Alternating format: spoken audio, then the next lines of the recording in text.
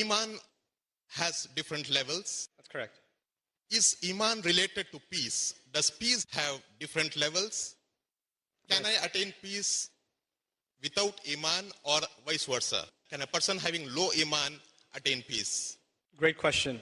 It's actually a beautiful question. And Allah Azza wa Jal describes in the ayah that I recited before you, الْفَرِيقَيْنِ أَحَقُّ بِالْأَمْنِ إِن كُنْتُمْ تَعْلَمُونَ الَّذِينَ آمَنُوا وَلَمْ يَلْبَسُوا إِيمَانَهُمْ بِظُلْمٍ. Right? It's a beautiful answer. Allah Azza wa Jal is saying, which of the two sides deserves peace more?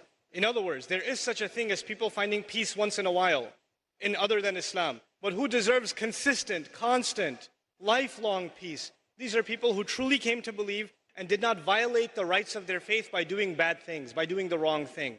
Now I tell you, Buddhists can tell you that they sit, and some of them can sit for like 4 hours in meditation in one position and not move. And you look at them, man, this guy is really peaceful. He's really he's calmed down and he finds a lot of peace in it. And people do yoga and find peace in that too, right? And people sit in a sauna and find peace. Some people listen to classical music and they find peace. So if you want to talk about somebody finding peace, they say, I find peace in different things. Somebody likes to sit at the beach and just look at the ocean waves and they find peace. But that is just the calmness of emotions temporarily. What we're talking about when we say peace is actually, number one, ضد الخوف.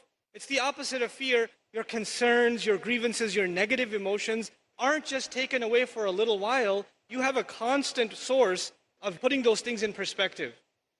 For a lot of practices of peace, you know what people do? They like to forget their reality. That's very important to know.